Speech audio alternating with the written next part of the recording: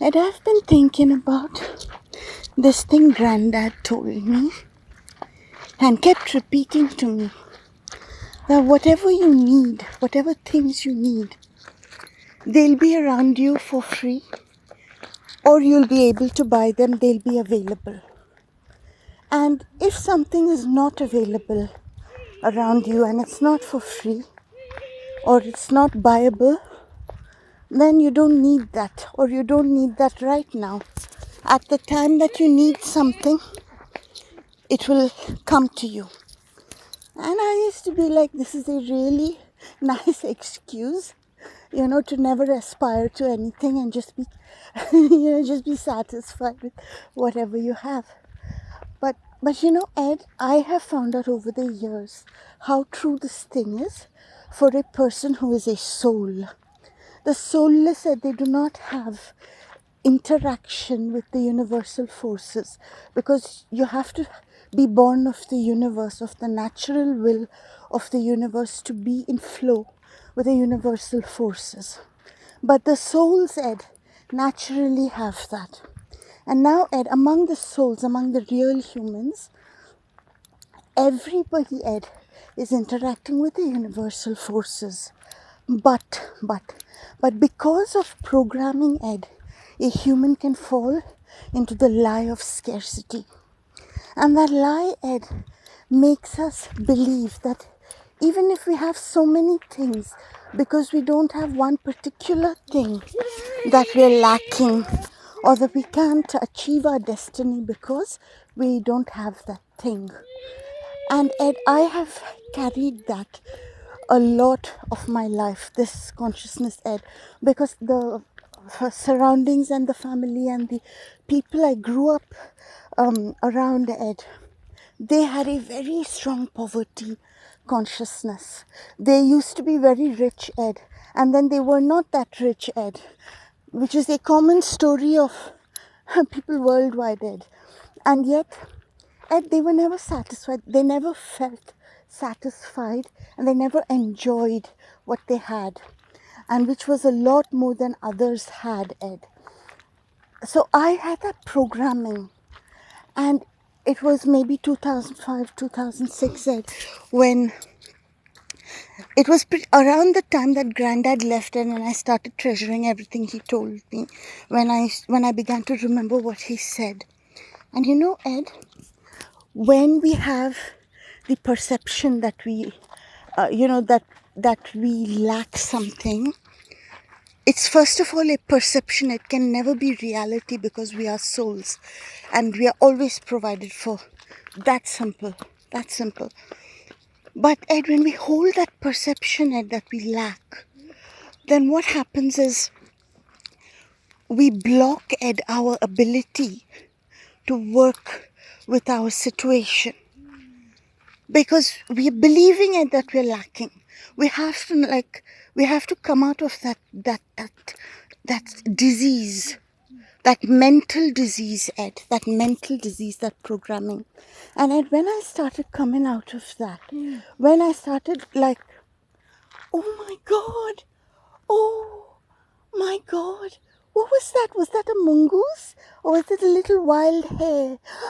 Oh my God, Ed, this is such a sign.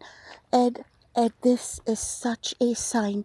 I think, Ed, that was a mongoose. And Ed, the meaning of a mongoose coming into your path like this, and not just into mine, into yours, and every person who watches this, the meaning of it, Ed, is a release from a long-term poison. A release from a stranglehold, because Ed, the mongoose is the animal that can, in a fight with a snake, kill the snake, even though the snake will wrap itself around the mongoose. The mongoose is the artist, the escape artist, Ed, that comes out from the stranglehold of even a snake. So, wow, amazing. Yeah. So Ed, I was telling you, Ed, about this perception. And Ed, when I started, it's like it happened to me spontaneously, Ed, because I went through a period of very immense deprivation, Ed, like, when my business was shut down and Gabriel and I, like, we literally starved, and all these things happened. And Ed, this thing, Granddad saying this came to me, and I began, Ed, to find that I had an awareness of, I began, Ed, after knowing that there's nothing I lack and everything I need is around me. I think it was 2020, Ed. It was the lockdown, and my business was stopped, Ed, for months because international post had stopped. So, Ed, during that time, Ed, we used to go out walking and I used to find weeds, and I have found amazing mushrooms, Ed, of the quality that you cannot buy for love or money, Ed. I found, Ed, mushrooms. I found so much. And at about that same time, I found, Ed, crystals that are not even available on the international market because of being so rare. I mean, you can't go online and even buy them. They're not even available for sale anywhere. And big ones, Ed, big ones. And I found, Ed, stuff. And after that, Ed, after that breakthrough, even though, Ed, huge amounts of money have not, Ed, so far come my way as I would like it to, even though, Ed, still, Ed, somehow, Ed, that perception, Ed, is gone from me. And somehow or the other, I find that what we need comes. And I just want to share this, Ed, because it's the truth, Ed, that if you're a soul, then whatever you need is around you, available, buyable, affordable. And if it's not for you. Maybe not right now. At the right time, you'll be able to buy something really expensive, And then one more thing I wanted to tell you, Ed, that I learned. And that is that there's a difference between mental desire and spirit or body desire.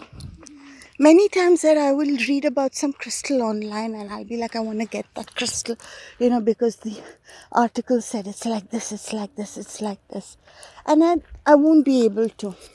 But then one day I'll just be, surfing through and I'll see something and it will grip my heart. And then I'll be like experiencing the soul and the spirit desire, Ed, to have that crystal. And very often, Ed, before the crystal comes physically, when I lie down and close my eyes to sleep, I'll see it in front of me. It'll be in my astral field, Ed, sometimes, Ed, for weeks and months before it comes physically.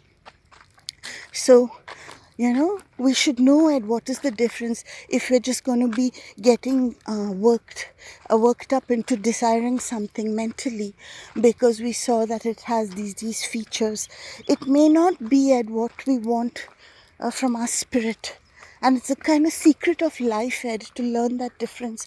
Because if we learn the difference, Ed, the spirit desire, Ed, it never drains you. You can lust after something, and that will create a force. It's love, basically, because that's energy. It's love, and it makes things happen in your life, not just towards that thing or towards that person, but 360 degrees in your life, Ed. Desire is life force itself. So that is a wonderful thing. Mental desire, on the other hand, it just makes you feel like, you didn't achieve anything in your life so far because you can't buy that stuff, or you're debilitated and you can't do what you want to do because you don't have that thing, that sort of thing. And at every time you find yourself thinking with that diseased brain. You must stop that diseased brain of thinking, I can't do this or I can't do that because I don't have this or I don't have that.